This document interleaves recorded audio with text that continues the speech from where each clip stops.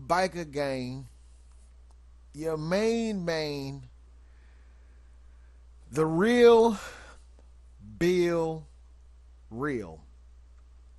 As you're reading that title, yeah, you're all right. This is Trayvon Martin, A Closer Look, Part 2. And in this Part 2, I'm going to show you a few things that you probably did not notice about an interview that Mr. Jerome Horton gave on Nancy Grace, Headline News, whatever. Anyway, let's play it.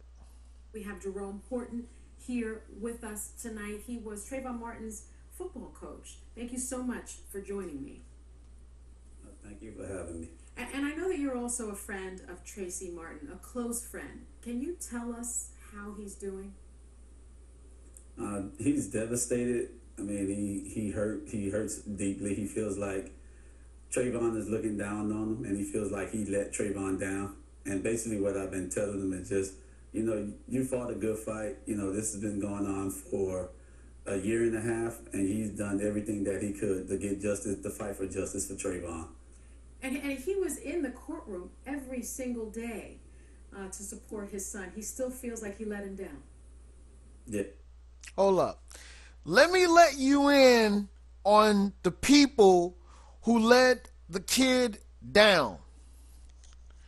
That would be none other than Sabrina Fulton right here, Tracy Martin right here, and Jerome Horton. They let him down. When you allow your child to talk back to you, when you allow your child to fight, when you allow your child to hang out with the wrong kids that are not doing well in school, kids that are not respecting authority, as one of his classmates, I believe, is in prison right now for killing his mother. So this is what led to him getting shot. Absentee parents and coaches with mentalities like yours, Mr. Horton. Let's go. He still feels like he let him down because what a lot of people don't know, this seemed like it wasn't a trial for George Zimmerman. This seemed like it was a trial of Trayvon's character. Hold up. The whole entire trial was about his character because there had been several people from the community that had called the police on his character. When you have poor character, you beat the neighborhood watchman up. And you have him screaming like a little girl. And you have everybody shaking up in the complex. Who the heck is that? What's going on? Do you hear that guy screaming, help? Help! Do you hear that? That comes from bad character. So that's the reason why his character should have been considered, which is why it was considered before when they were not charging George Zimmerman with anything based on the injuries, based on the cuts on Trayvon Martin's knuckles, and based on a little bit of investigative work, which basically showed them that, hey, this kid had been in and out of the Miami-Dade system where they were doing everything possible not to charge him with crimes at that high school. Let's go. Because everything you hear really wasn't about what George Zimmerman did. It was about what Zimmerman portrayed Trayvon as. No, sir. It was about us being able to put together everything. Even though they blocked the animation, which would have made it, concrete, which to what happened, we were able to come away. Even people that had the Trayvon things up on their pages and everything, those people were seeing every single day that the truth was coming out. That this kid here wasn't walking through the tulips, like the Reverend says. Okay? He was not. He was on suspension for violence. against a teacher. You know this, Jerome, but you refuse to admit that. You refuse to put responsibility on the child. And that is the number one problem that's going on. This whole entire case was about say, hey, look, we're not going to hold him responsible for being violent. We're not going to hold him responsible at all. George Zimmerman was wrong for pulling out his gun and defending his life when he was getting pummeled on by this big kid. That's what your stance is. And it's nonsense. And everybody who sees it knows it is nonsense. Let's go.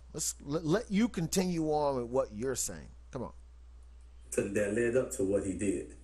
And you knew Trayvon Martin well. Even your son was good friends with Trayvon Martin, right? Yeah, they were best friends.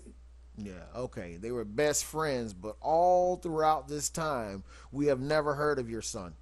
We've never had an interview of your son saying anything about how good his relationship was with him. And later on in the conversation, he's going to say was, that his birthday was. But anyway, that's a whole nother. Let's go. Can you tell us a little bit about the Trayvon Martin that you knew? Because as you mentioned, many people are describing him on social media, on television, as a thug. Is that the Trayvon Martin you knew? And that's the furthest thing from the truth. Okay, that's the furthest thing from the truth. No lean usage, no pot usage, no burglary tools, no jewelry, no picture of the gun, no pictures, videos in his phones of fights, of assaults to people. None of this stuff is factual. He's not involved in fighting in any way, never had any tattoos, gold, nothing.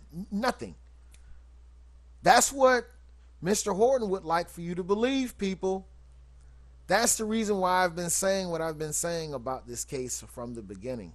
Nobody wants to put the responsibility on Trayvon Martin's parents and himself. Ultimately, he ended up dead because he dishonored his mother and his father. When you go to school and you're fighting, you're not respecting authority, you're being out, you're bringing negative attention to your parents every time you do that. If any teacher has to say something to you, you're bringing shame and dishonor to your mother and your father. So he was bringing shame and dishonor to his mother and father so much that it ended up blossoming into this. But I don't care what anybody will say, that is dishonor to both of them. That basically said, this is the kind of kid that you were raising. You were raising a kid that did not have respect for authority. And he felt that he could just take out his anger on anybody and just punch people and just intimidate them. He thought that's how he solved all his problems. So ultimately, it's an indictment on the parents and people like this that allow children like this to run amok and go unchecked without any respect, without teaching them good morals, instilling in them a good constitution. Let's go. He was a great kid. This is a kid that he worked at the concession stand, volunteered. And I've watched this kids come up to the concession stand that didn't have money to buy something. And I watch him give them candy. Okay, Jerome Horton, although he means well, is admitting on national TV that Trayvon Martin was giving away things that he was supposed to be collecting money for. Now, you can say, man, dude, you're just being super duper petty. But in the grand scheme of things, this is telling you that this is someone who is not doing things by the books. I saw him give away stuff to people without them even paying for it. That's gangsta. That's come on up to the concession stand, homie, I got you. That's now people are gonna say, dude, what are you? What are you? What are you betraying your race? What's going on with you? And for everybody who says that this lady was sitting down, the lady is not sitting down. This lady is not sitting down either, because they're parallel with this person here who was clearly standing. Sabrina is clearly standing. I just want to show you that. Okay? So, let's go. them drinks simply because he felt bad. This is a kid with a huge heart, and he was no way close to being the thug as everyone has been portraying him as. Okay, so why have we been able to get all the information that we've been able to get? Explain that, Jerome. You can't. Because your side of the story is, poor sweet Trayvon, he did nothing wrong. He had cuts on his hands. George Zimmerman was screaming, bloodied face. Come on. Your explanation is George Zimmerman was punching himself. George Zimmerman was slamming his own head on the concrete, and poor sweet Trayvon was just looking at him. Then got shot in the chest. That's what you want us to believe. That's how stupid we got to be. That's how dumbed down we got to be to believe your side of the story. So if that makes me what y'all call an Uncle Tom, which is a misnomer, and you got to go and take a look at the other videos that I've already explained this. That makes me, oh yeah, he's a traitor or whatever. Whatever you guys have called me. I've seen all the comments that you guys leave. You guys are hilarious. You really are. I really, really enjoy your comments. They are even the horrible ones. But anyway, let's get back to the story because Jerome Horton has a little bit to say. Let's go. And you even say that you feel the trial was rigged. Why do you feel that way? I feel that way. I think it came down to who had the better. I think it was all basically smoke and mirrors. Hold on. You're not supposed to be telling the truth there, buddy. All right? You're not supposed to be telling the truth that the smoke in the mirror that you're referring to is Corey, who submitted an illegal affidavit which did not tell the truth. And this whole entire trial, which should have never been a trial, which should have never been an arrest, which should have never been George going back to jail, none of this stuff should have happened. Okay? So you're actually exposing this whole entire narrative with what you're saying. Let's go. And what it is because I don't see how 6 women cannot see what 6 million people see. Hold on. Now, who said that there were 6 million people who had been duped into believing that this poor sweet Trayvon just got shot just for no reason? After all of the information had come out, after everything had been available to us. Get real, dude. And I say that because the defense attorneys, I think they did a better job than the prosecutors. Hands down.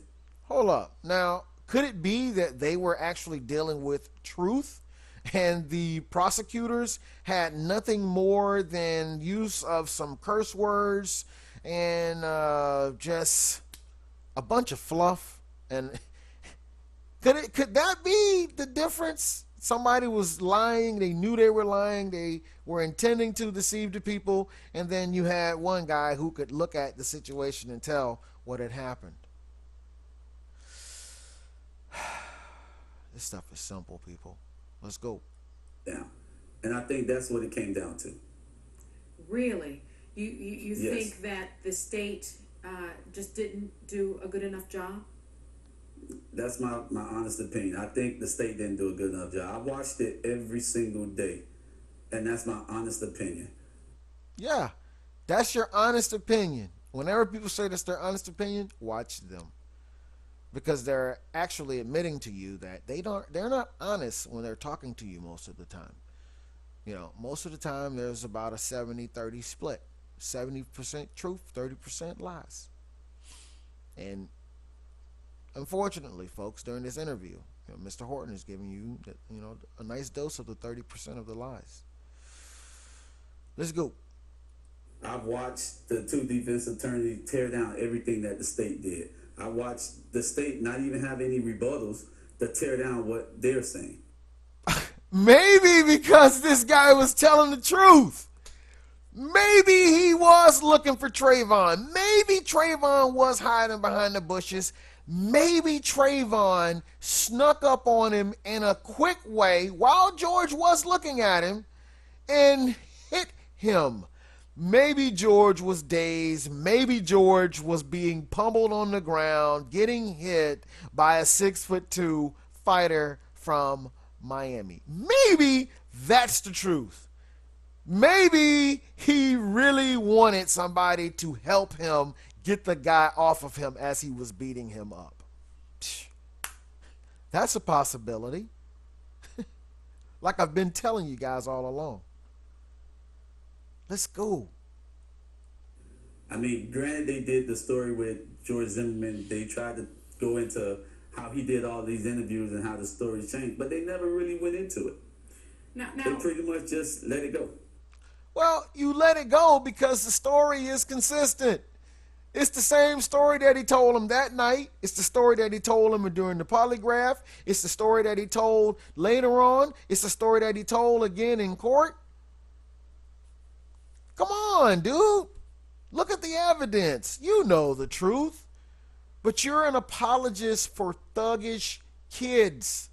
You believe that kids should be able to do whatever they want to do. Let him get a tattoo. Let him get gold teeth. And if he wants to listen to cruddy rap music, let him listen to cruddy rap music by him speakers. And let him go down the street blaring obscenities. Because that's what he needs to do to stay cool. And make sure that his pants are drooping off of his behind. And have him fresh Jordans on. That's what he needs. And a baby mama that's 16. That's what he needs. If that makes him happy, that's what this mentality is all about here. The kid should be able to do whatever. The kid should be able to go beat this guy up over here because that guy had no business being out there. Period. That guy shouldn't have even walked up on Trayvon. Trayvon should have just I'm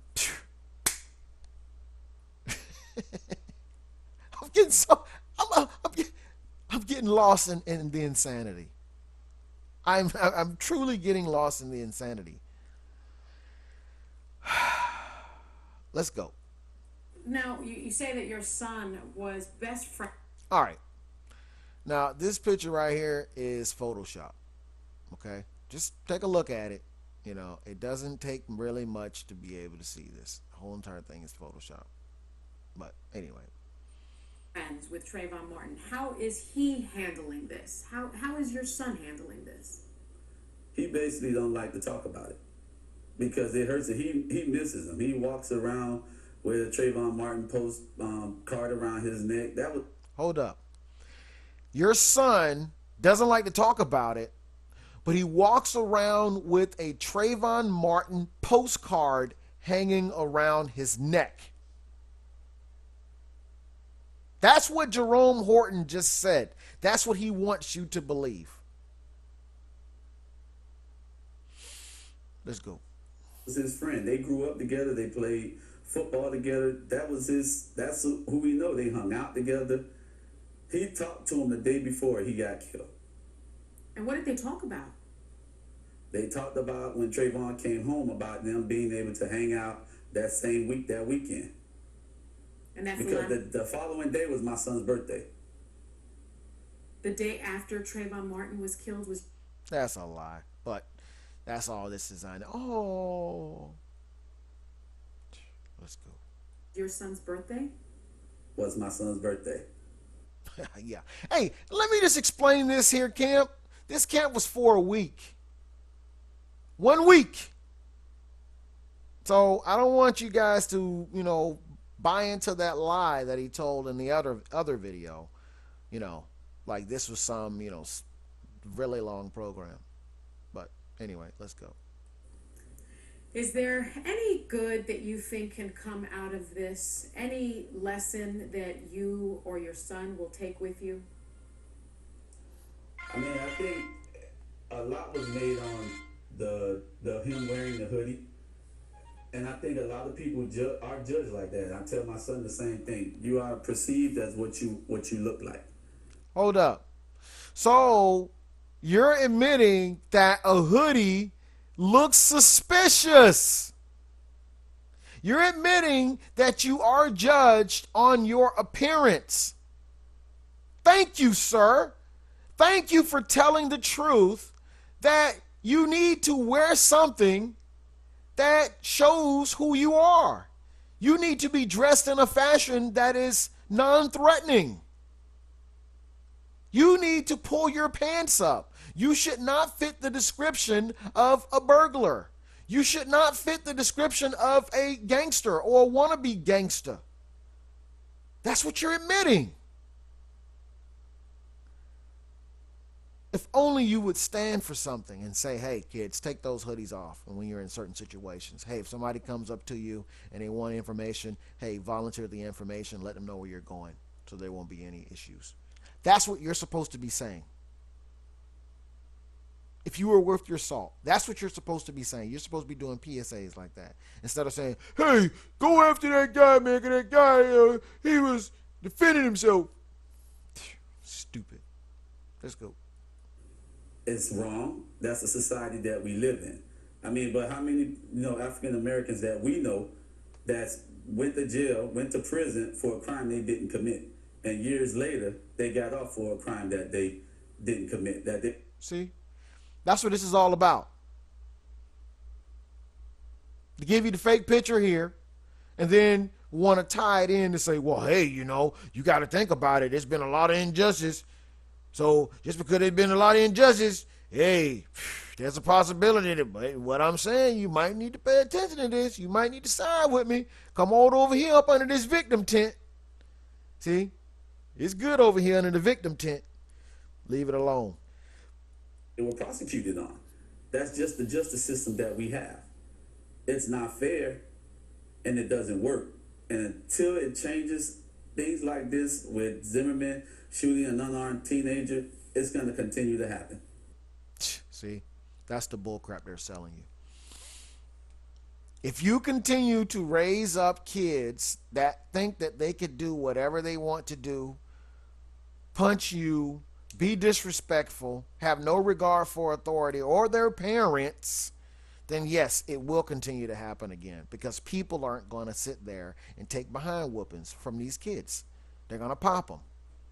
And if their father or coach meant well by these kids, that's what they would be telling the kids.